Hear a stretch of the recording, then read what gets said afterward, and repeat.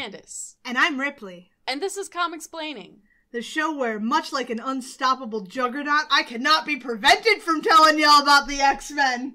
Not even by COVID-19. I'm back. Yes, you are.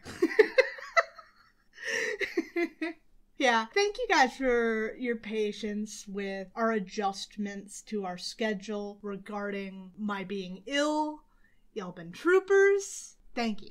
Yes, and thank you for sticking with those couple episodes that Ripley wasn't here, because I know that was a weird, sudden change, but, you know. Right. You did a great job, I think. I listened to your content throughout that. I think it was awesome. Oh, thank you. You're welcome.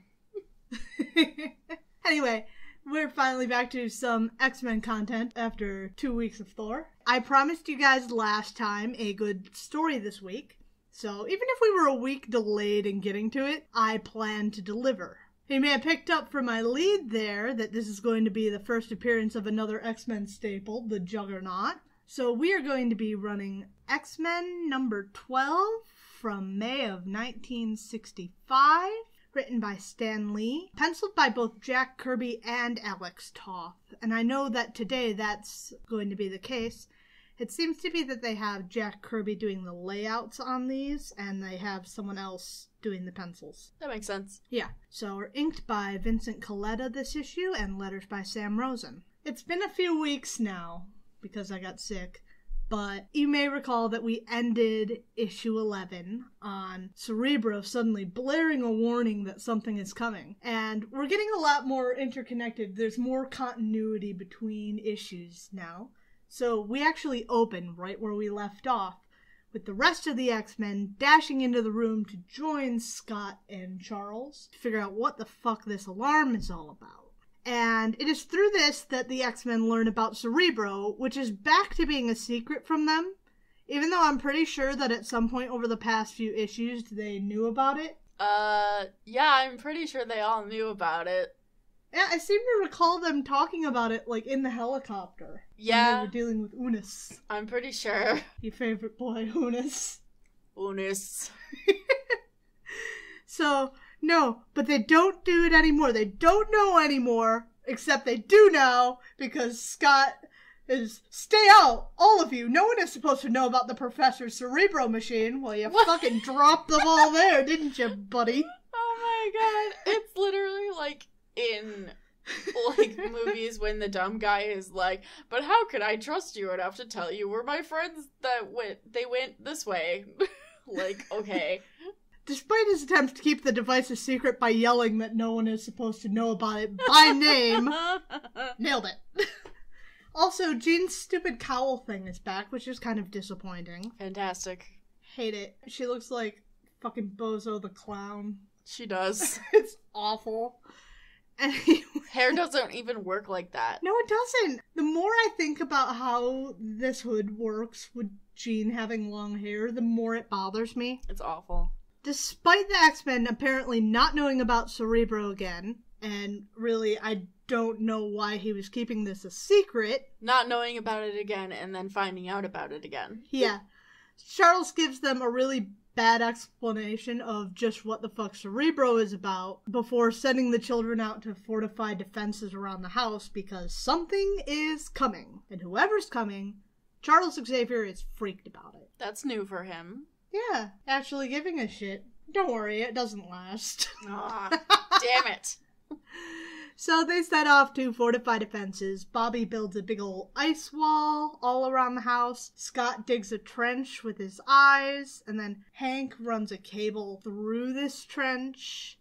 Then Jean puts branches over top of it because that's not suspicious. Is this fucking guerrilla warfare in the middle of fucking New York? Well, they're in the suburbs. Okay. Unless you meant the middle of New York State, in which case... I did, in fact, yes. Yes. Yes, it is. Also, it's this line, this perfect line of tree branches is not at all suspicious in the middle of a weird suburban lawn. I'm sure there's nothing under that. Or it could just be a weird lawn decoration. You never drove through the suburbs and looked at people's weird lawn decorations? White people. Yeah. It could be. The perfect camouflage. I don't know exactly what the fuck they're doing on that. I can't think about that because we're back on what the fuck Cyclops and Angel are up to. Scott is blasting holes through logs, and then it is revealed that the X-Men have fucking grenades because they're putting the grenades inside the logs. I would also like to point out that Warren says the professor gave them these grenades and didn't tell them what kind of grenades they are.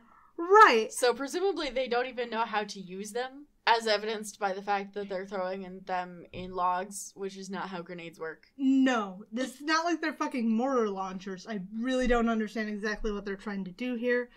I think they're just rigging it all up and trying to make sure that the grenades are there. Yeah, but even Angel seems to be kind of wigged out by this whole thing. And Scott doesn't want to question this at all. He's like, no time for guessing. We're almost done. Full bore ahead.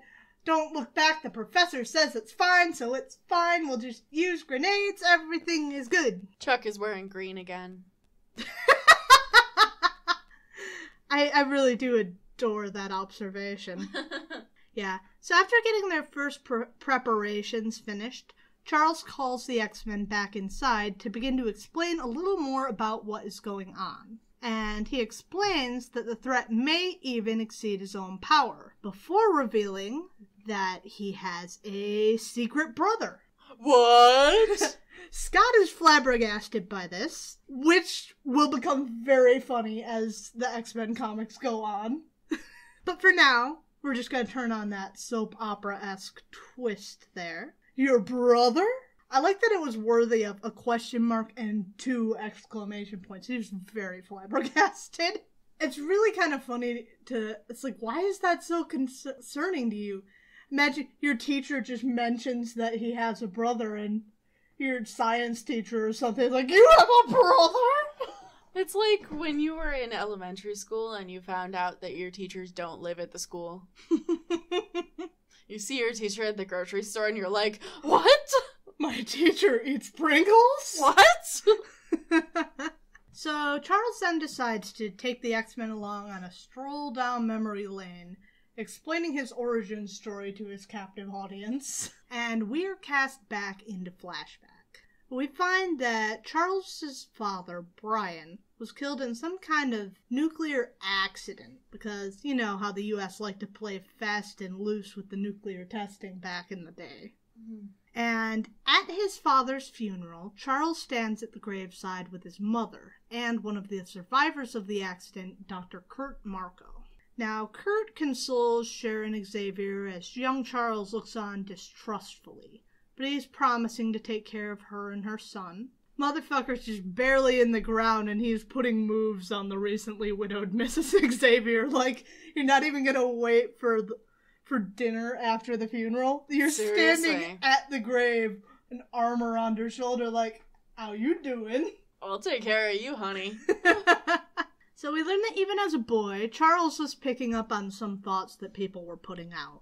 He thinks Marco's a scumbag, but it doesn't matter because within months, he has moved into the Xavier estate and married Sharon. So I guess Sharon Xavier is not the kind to listen to her child when he says, I don't like the guy you're dating. My mom never did either. Yeah.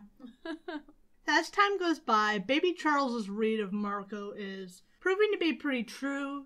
He's growing more disinterested with his wife and kind of was like, I never really cared. I wanted the Xavier fortune, and he's displaying a nasty little temper, and when Mama X states that he's scaring baby Chuck, Marco declares, what do I care about him?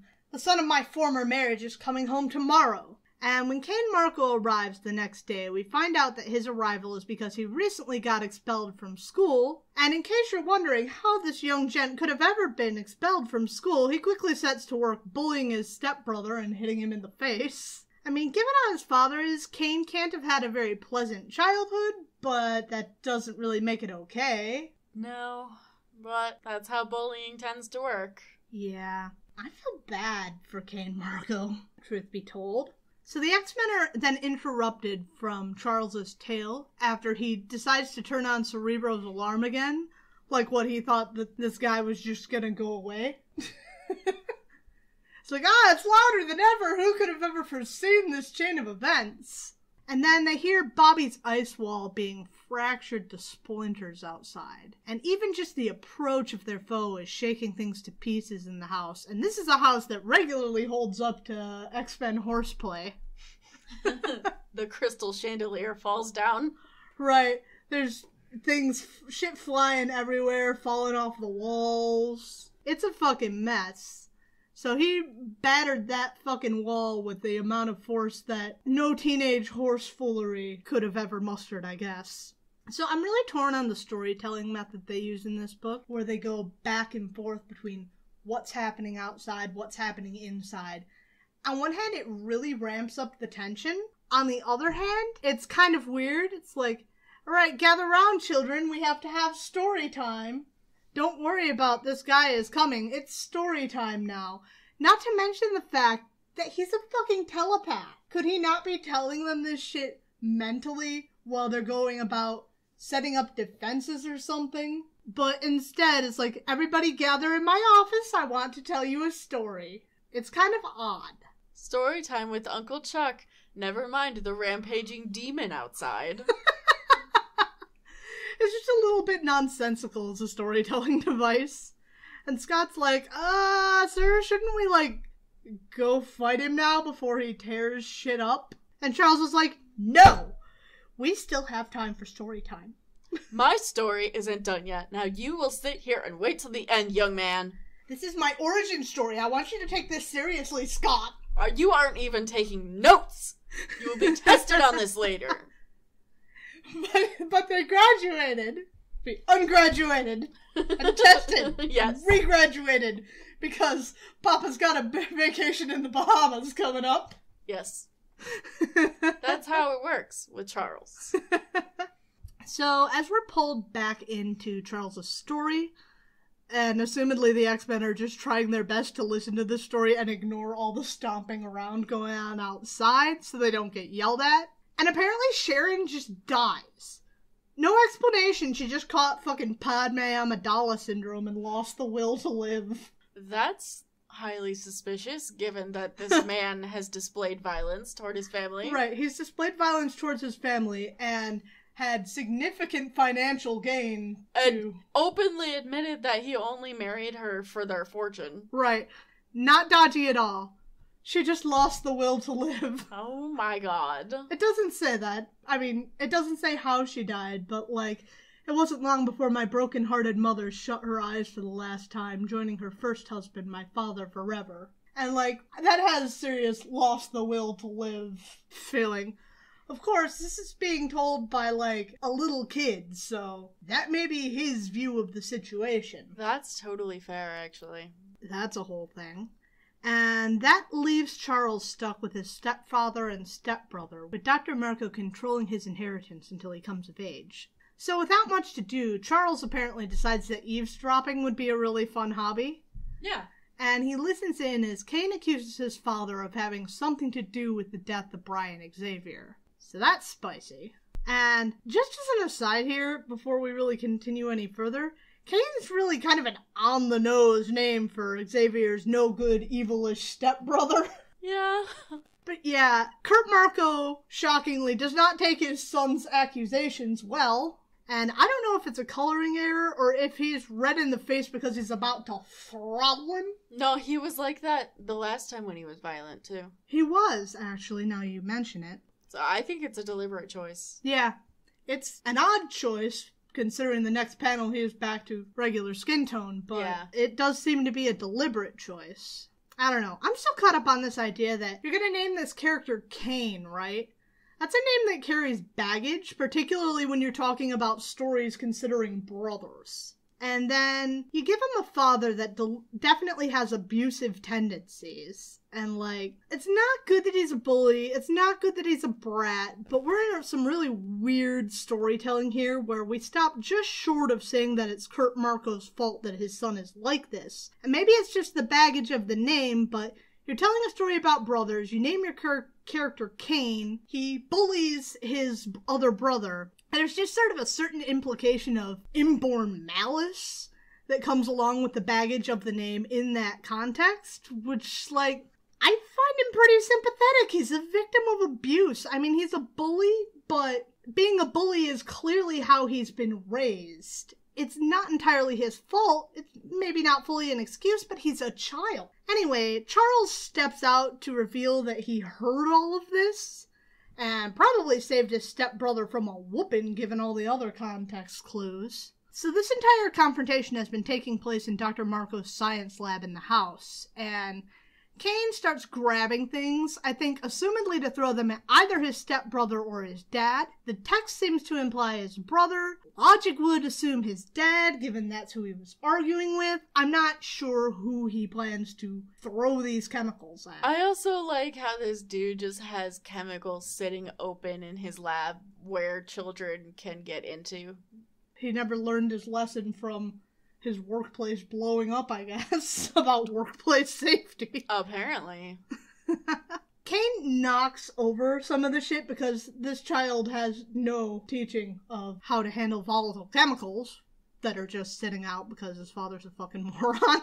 And this causes first an explosion and then a fire. And Dr. Marco, in one heroic act, picks up both his stepson and his son, and he carries them both out to safety before he collapses. With his last words, he confesses that the accident with Brian was just that, but he had the opportunity to try to save him, and he didn't take it. And on his last breath, he warns Charles about the consequences should Kane find out about his power, which I would like to know exactly how he figured that out, but I guess he's a scientist. Maybe he noticed Charles remarking on shit that he was thinking. Yeah, like, that's a weird, sudden prophecy. Right. You're just gonna leave that there? We're not gonna pick up on how he picked up on that? He just knows. So that's odd. But we're pulled back away from this story, though, to follow the intruder's progress across the grounds. And apparently the trench with the wire was meant to form some sort of force field. That's what it apparently does. Unfortunately, the force shield doesn't do fucking shit to this guy, and he continues his progress across the grounds, momentarily held up by the electric wire that they put on the ground. I guess the Juggernaut can't just step the fuck over it. He feels the need to pick it up and try and snap it. I don't get that. That's an odd choice. Just step over it. But whatever, I guess. Maybe it's arcing wildly or something, like a downed wire. Well, in that case, picking it up is the last thing you're supposed to do. That's a good call. You should call your local electricity company. Called DTE or whatever the fuck. I was about to say DTE. That's such a specific regional reference. No one who lives outside of Detroit is going to understand that. Call New York Edison. Or whatever the fuck is going on in Westchester, New York. But Professor X takes this to mean since he's busy trying to snap this wire or what the fuck ever. It's like, no, we still have time for story time, children. You see what I mean? That it's a really weird device? Like, it ramps up the tension, but it's odd. Please remember this man is a telepath. They could be doing other things to help impede his progress, but they don't.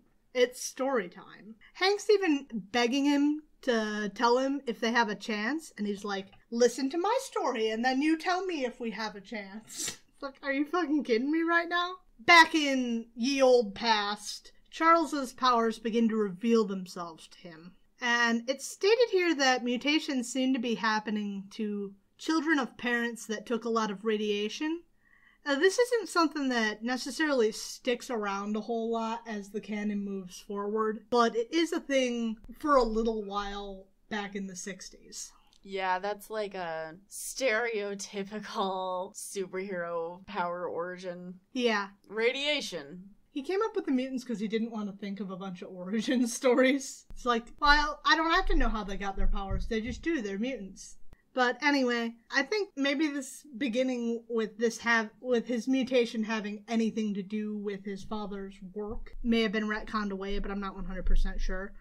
Anyway, so because he's a telepath, he starts going bald as a teenager, which is just utterly hilarious to me. How does that work? I don't know. We know any number of telepaths with hair. The hair follicles block the psychic energy. I mean, we do know one other telepath without hair, Moondragon, but, like, we know any number of telepaths that have hair. Rachel Gray, Jean Grey, Emma Frost, Quentin Quire, Betsy Braddock. I could go on. Yeah, but Moondragon makes it look good. I always thought it was like a style choice for her. It very well may have been. I also like, not to get ahead of you, but I also like that Chuck chooses to use his telepathy to be a jock. Because that makes sense somehow. I mean, I can make some sense of it. For some of it. See, he's claiming that being a telepath makes him better at sports. And, like, you know, I actually buy what he says about football. Knowing the moves someone is going to make could be pretty valuable to getting yourself in the right place. I'm less sure about his assertion that it made him better at track. Yeah, because there's not a strategy to track, you just run fast. Right. He's claiming that it's like, even at track, I had the advantage of knowing when an opposing runner was tiring or planning to make his last desperate spurt. It's like, okay, you know this, but how does this help you? Right? It's still mostly about how good can you run. It's a bizarre claim. He could have become a chess master and, like, I don't know, played all around the world and become a fucking millionaire. Yeah. So here's a thought, though. Maybe he just got an unlucky roll of the genetic dice on the hair thing and just started losing his hair young, but attributed it falsely to being a telepath. That's really funny. I accept that. The hair gets in the way of my thoughts, so I started losing it. I also like how baby Charles looks insanely evil. Look at his face. It's the eyebrows. He got the evil eyebrows even as a baby. He looks angry all the time. You know what? If he had black hair, he would look exactly like baby Loki. God, you know he would. I'm just saying. And they made Loki look that way specifically to make him look evil. Right, so... specifically knowing he's evil. Right.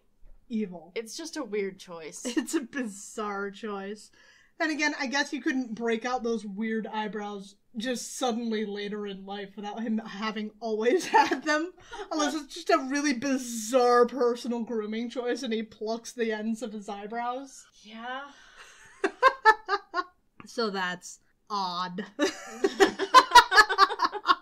So, through his sports victories, he's racking up trophies and accolades, and Kane quickly grows jealous, and he starts throwing them around, which spurs on a fight between the brothers.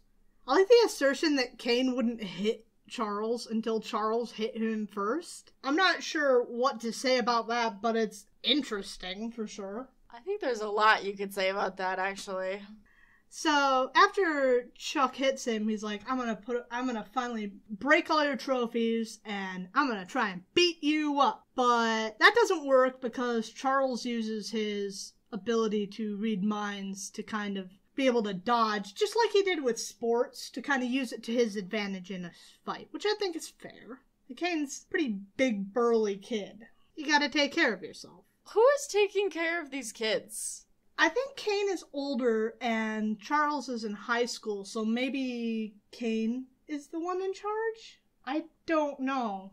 Who put this horse in charge of my dog? Maybe that's why he thinks this is acceptable behavior. You know what? That's a great point. I did it and I turned out just fine. Dubious. The X-Men are sitting here like, well, he got what he deserved. He was being a bully. And whatever. We go back to them for just like all of one panel before it's like, no, it's story time, children. Quit commenting. I'm talking. Kane offers to drive Charles to college, which he accepts despite their rather sour relationship. It's hard to blame him much. He wants things to be better with his brother. I can't fault him for that. Unfortunately, Kane takes this as another opportunity to further terrorize his stepbrother, driving recklessly to try and make him scared, but one avenue in which he can still beat him. So the pair are driving along some cliffside, but with Kane's erratic driving, he misses a detour sign, and the car hurtles over the edge. And Kane is able to jump to safety. Charles claims that he somehow made him do this, but, like, he didn't jump to safety, so I'm not sure I buy this. Like, why did he stay in the car? maybe it's meant to be some kind of thing to show that he's so selfless, but I literally don't understand you could still get the fuck up. Kane is turning pink like his dad. Mad! It's genetic. Oh god. Genetic angry face. Yeah. He's also got these weird light spots. He does. It's really strange. It's a weird choice. It's a bizarre choice. So Charles is toppling over the edge of this cliff in this car, and he also claims that he survived by harnessing my brain power to its fullest extent by creating a mental shield, which, isn't something he can do.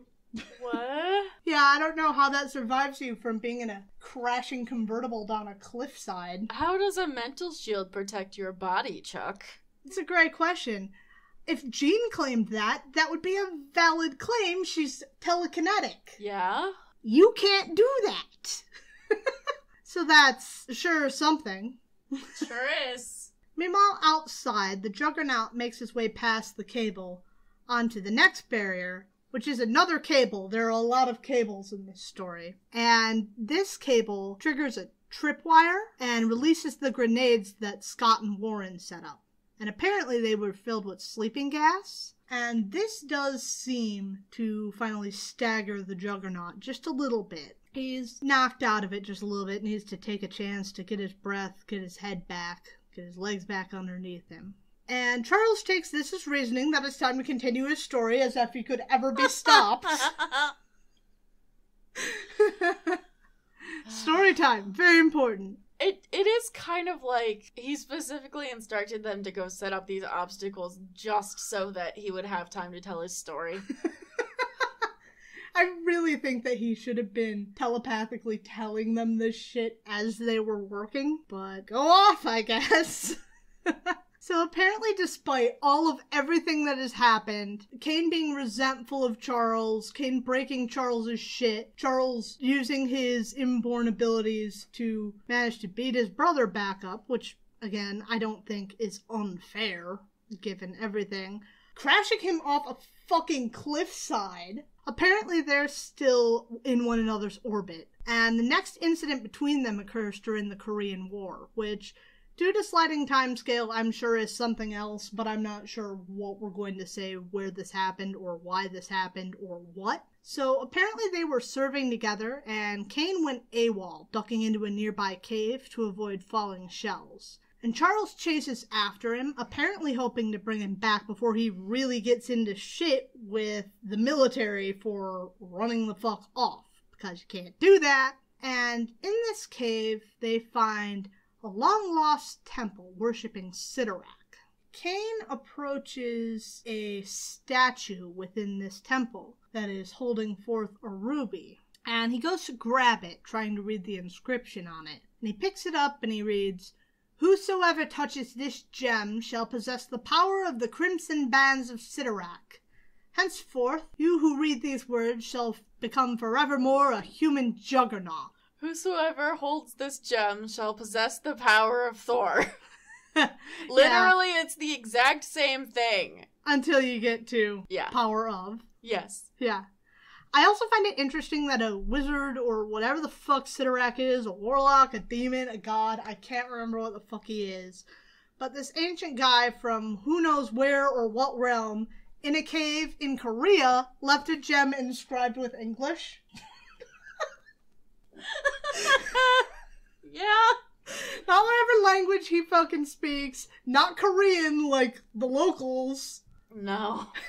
Fucking English. Okay. That makes sense. Makes perfect sense. Maybe it's some kind of magic thing. That's what I was gonna say. Like a magic language. Right. That's the only thing that makes any sense, really. You may not be able to read it, but you understand the words. Yeah, pretty much. It's whatever language you speak is how it looks to you. Something like that. Maybe. Anyway, Kane Marco begins to transform. So before his transformation is completed, the North Korean forces begin to shell the mountain and the cave starts to collapse. So Charles is closer to the exit, so he manages to duck out, but the Juggernaut is buried underneath an entire mountain's worth of rubble. So Charles explains to the X-Men that Sidorak is a deity of black magic, and that the Juggernaut's power is that he's unstoppable. Even now, outside, he gets to his feet. He may have been staggered by the sleeping gas, but he wasn't stopped. And he smashes the improvised grenade launchers for some reason, which I don't understand. It's not like they're creating the gas. The gas has been dispersed. The grenade blew up. No, you dumbass. Obviously, the logs are creating the grenades. Maybe he's just mad that they had grenade. I don't understand this whole log grenade thing to begin with. He doesn't like their gardening choices. This fence isn't up to code. You could have a future in code enforcement. Landscaping. You need to apply your energy better, Kane. You could use this. Focus on your passions. Charles finally realizes that he was so caught up in story time that he forgot to have the X-Men raise the steel inner wall that the mansion apparently has. Chuck, come on. It's a pretty big blunder. So Beast, Angel, and Iceman get in a race to get to the switch to raise it because we haven't. Why? Because we haven't had enough teenage hijinks going on in this issue. It's been a very serious issue. I guess, but if they don't do it, they'll die. Right, it makes no fucking sense. Take this a little seriously, boys. Right, and Beast eventually, the oldest of them, is like, okay, you heard the man. We're acting like a gaggle of irresponsible juveniles. There. Now that I've flipped the switch, we can resume our little Donnybrook. Now we can get back to fighting. I don't even know what to say about that. I'm not sure what there is to say about that.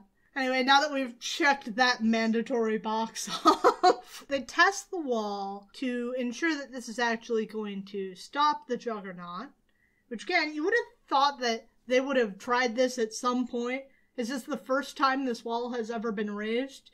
You would have thought that the first time they did this, they probably would have tried that out, but I guess not. Also, I like the fact that they just had the door open. I also liked it the way they tested is by Beast jumping at it. Like, right. This is not the greatest force we can employ in this. Scott is right there. Exactly. Beast is strong, but he's still like a guy. Yeah. He's definitely got super strength, but you have stronger forces you can muster against this wall. Yes. It's an odd choice for sure. But the wall seems unstopped by Hank's assault, so he's confident that God himself could not sink this ship. Professor X is, reasonably so, less sure. Yeah. So he and Scott and Jean join the others at the front door where the Juggernaut seems to be headed, which is polite for him to at least try and use the door rather than Kool-Aid Man through the wall. If they know he's coming there, then why are they all gathering there? Great question. I guess they just want to... Get it over with. Get it over with without destroying the rest of the house, right? That'd be very impolite. They're all about manners. Yes. So they hear him drawing nearer, and Beast asks for reassurance, hoping that the professor could stop him with his telepathy, which if he could, why wouldn't he have done already? Great question. The answer is uncomforting.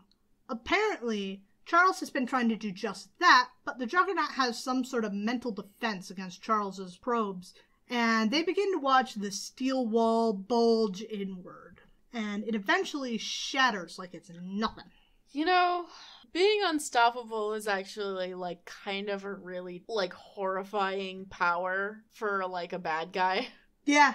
Like, if it was a horror film, it would not feel out of place. No, that's part of the whole thing. That's one of the things where one of my favorite horror villains is, like, the Terminator, and the whole thing is, can't be bargained with or bought. It will not stop until you are dead, and that's the whole thing. The only time, and when they manage to finally stop it, it's like under a hydraulic press or in lava. Mm-hmm. Just absolutely absurd shit. But that's a lot of horror villains too. And that's a great point. Here they stand, face to face, finally, with the Juggernaut. And Scott gives him a full power blast, but even that does nothing. And then the X-Men try to rush him altogether, which is an odd choice. I'm not sure why, if you think that this boy who can blast crazy amounts of power out of his face can hit him. Well, maybe if 5 teenagers wrestle with him. Great call, kids. You know how children are. Like, I'm immortal. I can do whatever I want. That's it. That's basically what children think. That's a really great point, that we are looking at a bunch of teenagers here. Yeah. When I was a teenager, I definitely did some things that I should not have done because I just... Nothing bad's gonna happen. Right. I thought it wouldn't affect me. Right. No, that's actually a really great fucking point. So that doesn't work, obviously. He just kind of swats them aside like they're nothing. And that's how our story ends for this issue. 2 brothers finally face to face again. So we have a proper 2-part story here. And our next issue is going to follow right up on that. That's insane. I think that's our first 2-part story. Yes. And that issue is X-Men 13 from July of 1965. Written by Stan Lee, layouts by Jack Kirby, and the pencils by Werner Roth, inks by Joe Sinnott, and letters by Sam Rosen.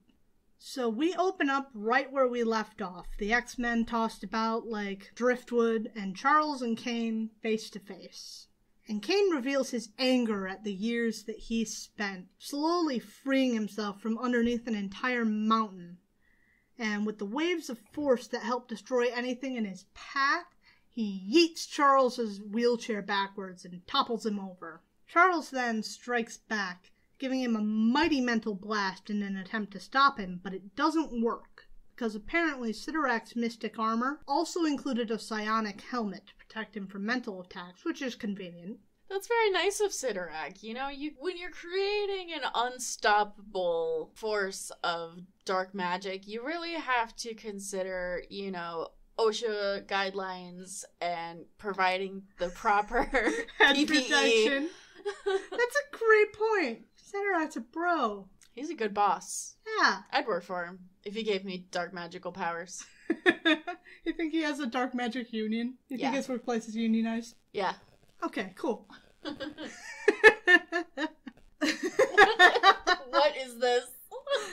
We'll get there when we get there! I'm sorry. Like fucking, suddenly it's a fucking 2D side-scroller. He just fell down a fucking pit in Mario. Well, we'll explain that. We're not gonna explain why it's like that, but we will explain what the fuck we're talking about. I'm sorry, I just couldn't look away from it. Understandable. So, when it's revealed that Professor X cannot indeed stop the Juggernaut, the X-Men leap into action, and Jean picks the Juggernaut up with her telekinesis, and Scott kind of wheels the Professor at least a little bit out of the way before doing some redecorating in the form of a giant pit in the floor of this house that he just blasts with his eyes. Okay, the stuff that he's blasting has to go somewhere, because that's not how anything works.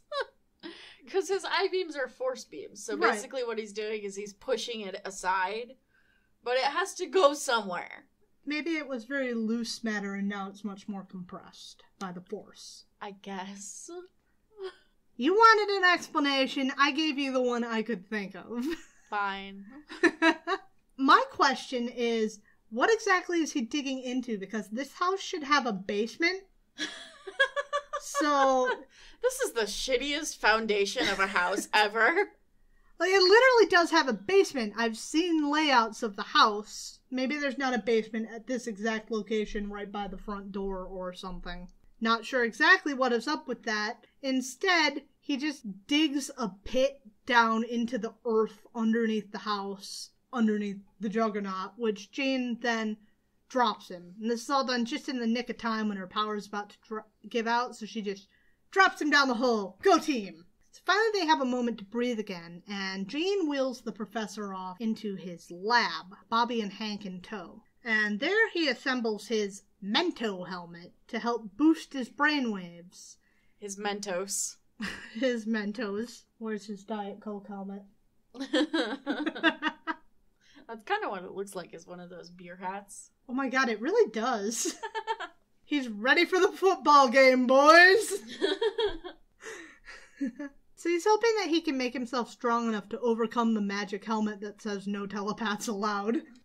Helmet v. helmet. This is a helmet-based fight. So he charges up, and he soon becomes overcharged to the point that he starts venting out mental waves out over the city. Don't understand. What does that mean? I could not tell you. I do not understand. Okay.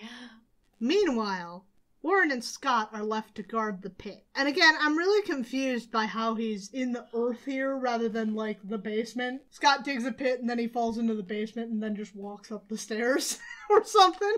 Yeah, so the Juggernaut starts beating hand and footholds into this earthen wall, and he starts slowly climbing his way up. And in an effort to stop him, Scott starts blasting once more into the pit. This boy's gonna dig to China. Watch it. And rather than have to push back against this beam the whole way, which probably wouldn't be that much of an inconvenience to him given he's unstoppable, but the Juggernaut instead decides to work smarter, not harder. And he takes a detour, heading into the earth for a few more feet, and then popping up underneath Cyclops to knock him off balance. And now he's pissed. The floor in this entryway is just absolutely wrecked. They're gonna have to get workmen in. They're gonna have to fix the foundation. You have to get inspectors in. Then you're gonna have to explain your weird spider machine. And city inspectors are not gonna like that. So, he's pissed, and he's slowly closing in on the downed Cyclops who's stuck on his back like a turtle. And Scott manages to kick him back just barely enough for him to get back to his feet. But Angel and Cyclops do not stand a chance against this guy. Angel is boy with wings, and Scott's a glass cannon. Yeah. He might be able to hit him, but hitting him isn't doing much, and if he takes one hit, boy's out. Yeah. But down in the city, people are picking up the professor's mental waves, and I guess he's just going to continue venting out this extra power he accumulated while the boys are getting their asses beat. That's cool, I guess. Hey, we actually see some, other people from other comics. Yeah, there's the Teen Brigade, who I don't know who the fuck the Teen Brigade are. I am vaguely aware that they exist. I think it has something to do with Rick Jones. I don't know. There's Matt Murdock. Yep, there's Daredevil. He's like, if not for this trial, I'd change to Daredevil and trace this to its source. But I am in trial, so I'm not gonna. Great. That was a really useful panel. Yeah, I'm really glad we got that cameo from Daredevil saying that he's not going to do anything because he's at work. Which is fair. I imagine another panel with Donald Blake. In the middle of surgery. In the middle of surgery, and he's like, oh, I gotta go turn into Thor and do this right now. And Jane's like, don't you fucking do it! Don't you fucking do it! For context for that, listen to episode 12. Just had it with this man walking out on his practice. The other children beg him to at least let him help their friends. Charles finally relents on letting them join Scott and Warren. Bobby and Hank, at least. Jean needs to stay put and leave this to the boys. Which, why the fuck did he have Bobby and Hank there anyway? They haven't done anything.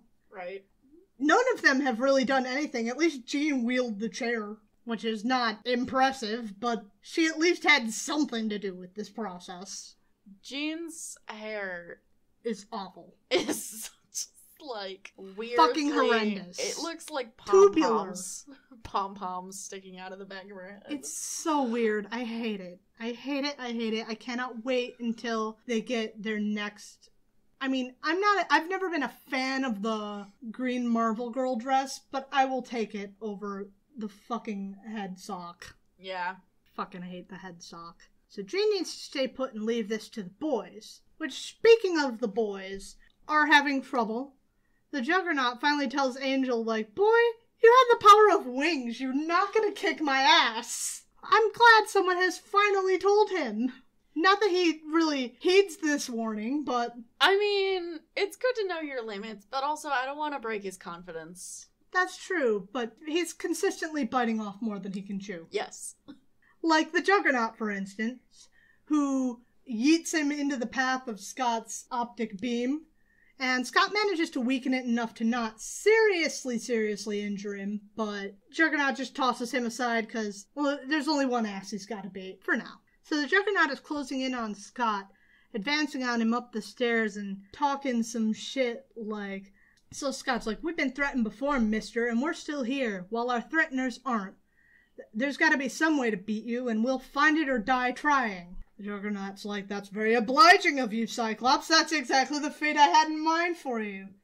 Talking supervillain trash. Hey, I just thought of something. Yeah? Cerebro alerts them to mutant threats. Yes. And it alerted them to Juggernaut. I do not understand why he is not a mutant, just like the Stranger is not a mutant.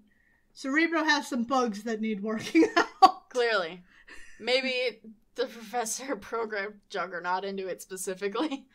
Maybe. That still doesn't explain the Stranger, but... No. Maybe it thought he was the Juggernaut.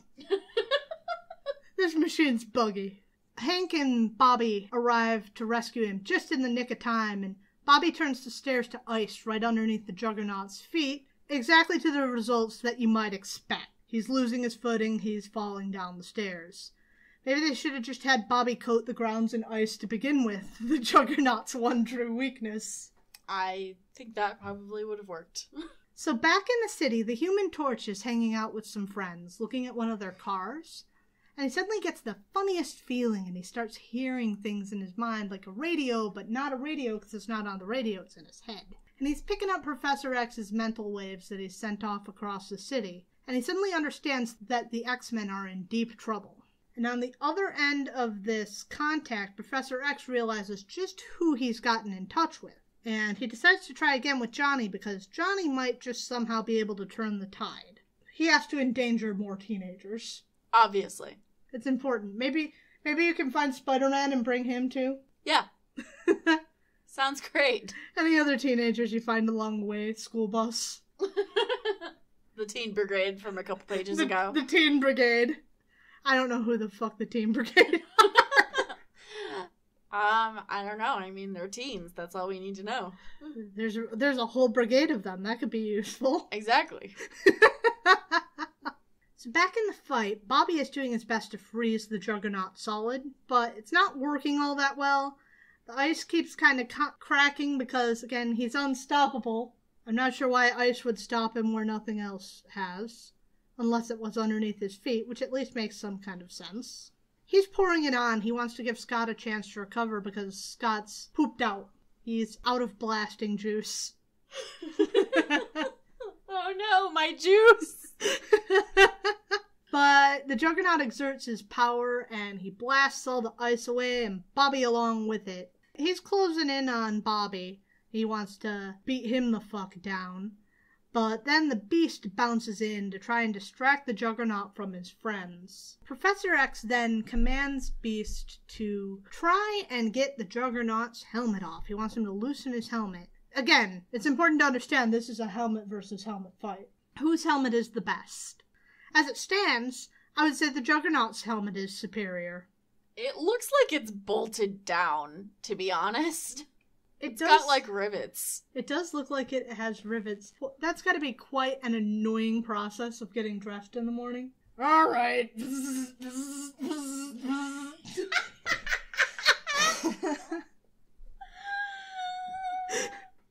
Alright, I gotta use my fucking air wrench. All around his fucking head. You can't even see the bolts, so you're just going by feel on the back of your fucking head. It's a fun time. Getting dressed in the morning when you gotta rivet your fucking helmet on. To go fight your telepathic stepbrother who you hate because he abandoned you in Korea. You know, I think the Juggernaut has some pretty valid complaints here. Honestly, I don't think he's that unsympathetic. So as it stands, I would say the Juggernaut's helmet is the better helmet because the Juggernaut's helmet is doing the trick. What the fuck is Professor Xavier doing? Fucking diddly squat. Talking to Johnny Storm. Just text, bitch. So Hank doesn't have much of a chance to loosen the Juggernaut's helmet before he seizes him by the foot and then kind of whips him by it and then he hits it. So he wants to stop him from jumping around. He badly just wants to hit someone. So Hank he can't really walk too well. He's still kind of able to flee, jumping around on his hands, dodging out of the way, just in time for the Juggernaut to crash through a nearby door. He manages to get out of the way. The Danger Room. And Beast, despite his pain, lights him up with everything the Danger Room has to offer. But obstacle by obstacle, the Juggernaut cannot be stopped. Until finally Beast sends this giant roller down out of the wall, and he manages to stop it with his force field thing, and then he blasts it back towards Hank. And Hank, with his injury, can't get out of the way well enough, and he kind of knocks himself out. Oof. Ouch. No kidding. So we're down 3.5 to 4 X-Men. I'm not sure exactly what Scott's state is, but given that we haven't heard from him... Yeah. Probably down. So back down in the city, Professor X reestablishes contact with the Human Torch, and despite his misgivings, Johnny decides finally to go along with it and answer the call for help. So he parks his car and transforms into the Torch at Xavier's instruction. And with that done, Charles finally takes off his helmet and has Jean wheel him out of the lab. Out in the hallway, they encounter the Juggernaut once more. Yet again, Jean picks him up telekinetically, and she's straining against the difficulty.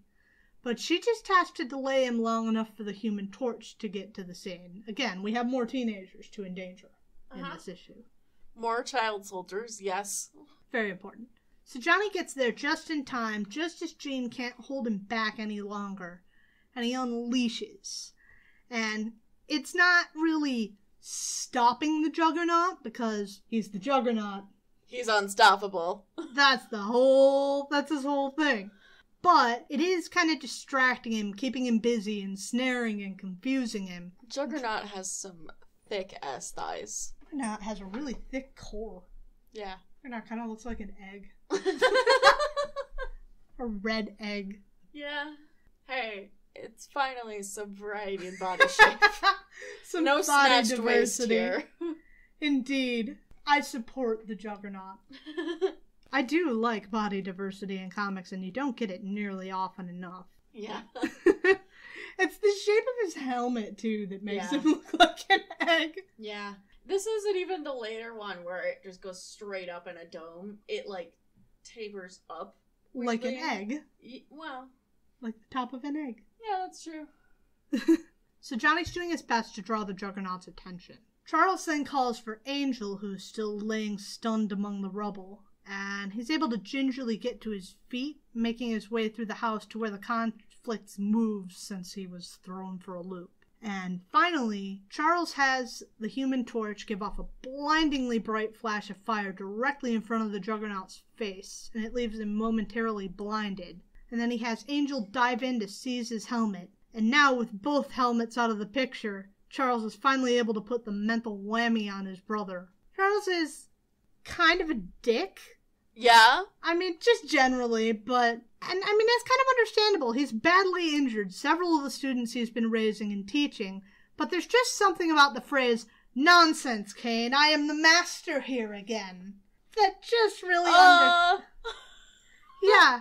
It really undercuts everything else he has to say about Kane being greedy and envious and jealous. And you really gotta feel that there's some bullying shit on Charles's part as well. Yeah?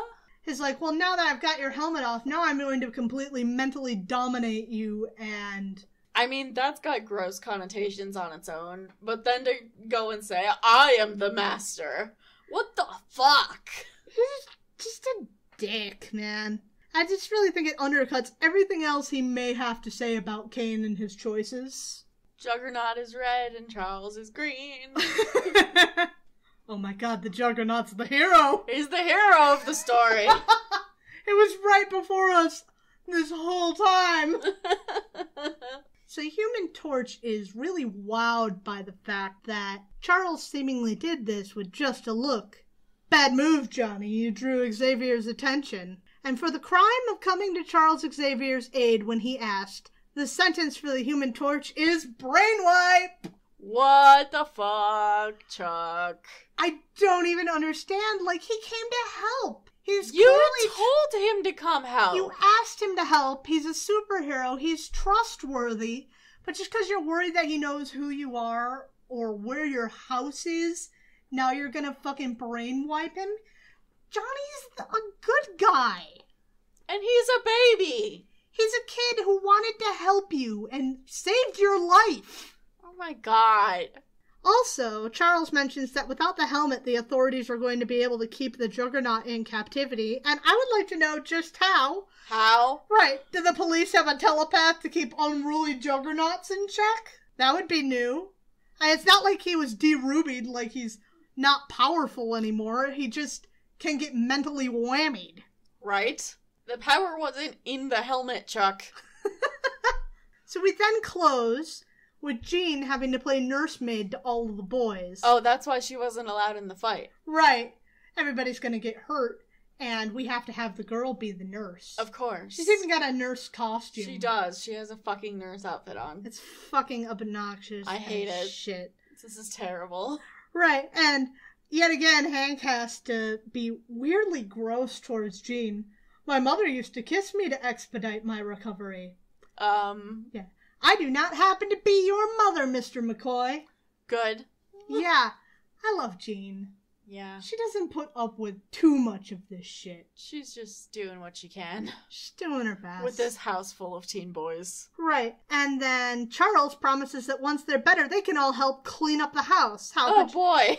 How could you make such a mess? It's not like they didn't all get nastily injured for you, Charles, just now. Oh, God. So this last page is a doozy. The entire last 2 pages were doozies. Yeah, that's the end of our tale. Great. It was a good one, though.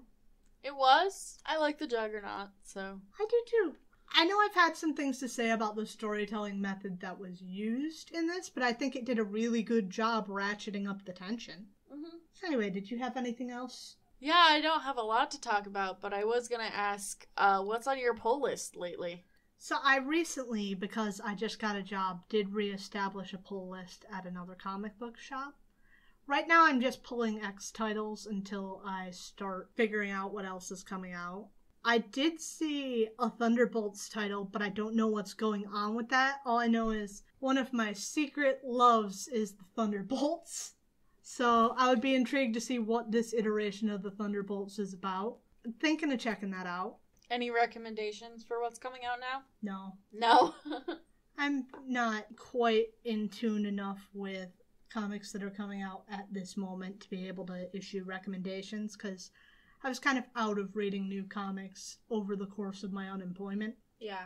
What about you? I started a pull list of my own for the first time because my pull list used to be part of your pull list. Yes. But I have my own now. That's probably for the better, because I would miss things that you wanted or get things that you didn't want.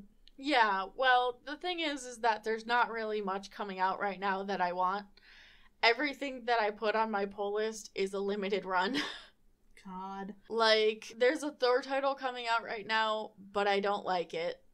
I don't like the writing in it. And then there's also The Avengers, which is being written by Jason Aaron, who is my sworn enemy. So. We all have sworn enemies. We all do. Dan Slott, Greg Land. Oh, Greg Land. Rob Liefeld. Oh, what's the bitch? What's his fuck? Every time I try and think of this, I can't believe our segment is going to be about sworn comic enemies. What's his shit? I was just going to make a couple recommendations. Yeah. J. Scott Campbell! It was so loud. Sorry. J. Scott Campbell, I fucking hate. Humberto Ramos, don't enjoy him. I have more, but Jason Aaron is the main one. Dan Slott. Well, yeah, Dan Slott No, sucks. I'm just saying he's my main enemy. Jason Aaron fanboys, don't at me. Or actually do. I would love to take you down. Yeah. If there are any Jason Aaron fanboys out there, send us feedback at comicsplaining@gmail.com. We will call you out publicly. Anyway, I got blocked from one of the Spider-Man blogs, I think because I was bitching about Dan Slott. Oh my god. Anyway, I don't like Thor. I don't want Avengers. I've read most of Jason Aaron's Avengers just because... You don't want Iron Man for... I have not been keeping up with Iron Man for a while, and I've heard that it's not good from Iron Man fans that I trust. Dan Slott reasons. Yeah, it's a different guy now. Oh, it's a new guy. Yeah, and the new guy is also bad. There are two things right now that I'm really excited about. There's more than two things on my pull list. First of all, I'm getting the new America Chavez series, which I told you about. Yes. Right now, my top two things are Thor and Loki Double Trouble, which is a super cute limited run with, the title, exactly what it says on the tin. It's just like Guri Hiru on art. It's super cute. They're just running around being goofy siblings, and I love it. And the second thing that I'm getting right now that I really enjoy is actually not a Marvel comic. Yeah? Yeah, it's Jim Henson's Storytellers. So it's a series of comics based on the show that Jim Henson made a while ago called The Storyteller. And this series of comics is specifically about trickster gods. And the first one I have, it was about Anansi. And it was really fun and interesting. It's kind of an informative kids show a little bit because it's a Jim Henson thing. But that's not necessarily bad because it's still an opportunity to, read some stories from cultures that you might not know about. So if anyone out there is interested in, mythology or stories or anything like that, check out Jim Henson's The Storyteller. That sounds interesting. Mm-hmm. It is. I wish I had better recommendations to give you, but right now most of my comic reading has largely been back reading. I didn't read much when I was sick either. Yeah. There's just not a lot coming out for me right now, honestly. We had War of the Realms, and then Thor kind of hit a lull. So, I don't like Thor, and I don't like Avengers, so there's pretty much nothing. All right. Well, with that, next week we are going to be back on Thor. We're going to run through our usual business. As we mentioned earlier, if you want to give us any feedback over anything at all, give us your comic recommendations, just chitter-chatter about whatever you want to us, shoot us an email at comicsplaining@gmail.com. We can also be reached on Facebook, Twitter, or Tumblr. We're Comicsplaining in all of those places. Also, if you would like to see a version of this podcast with a video component where you can see things going on like the Juggernauts egg-shaped helmet, you can check us out over on YouTube. We have a weekly version of the podcast that we put out that includes comic clips of the comic that we are talking about. It's put out concurrently with the podcast episode, so... Yes. So if you check in on Wednesday, our release date, we will be there. Support us over on Patreon. For $3 a month, you can get early access 1 day early to all of our episodes. For $5 a month, you get bonus content. We have outtakes for nearly every episode, but there's also other content that we are looking into doing going forward. If we get more patrons, we will probably be more likely to create that bonus content. Exactly. For an audience of one, it's not always necessarily I don't feel a whole lot of drive for an audience of one to put together a podcast about Marvel Puzzle Quest. Robin is very understanding about this. Yes. Robin's a champ. Robin's the MVP. Be like Robin. Be like Robin and support us on Patreon. And also review us. Yes. Yes, please. If you could review us over on iTunes or Podchaser, rate and review us, that would do us a lot of good. We would really appreciate that. Currently on Podchaser, it is Reviews for Good Month for the entire month of April. And for each review, Podchaser donates 25 cents to Meals on Wheels. If we reply, they will up it to 50 cents.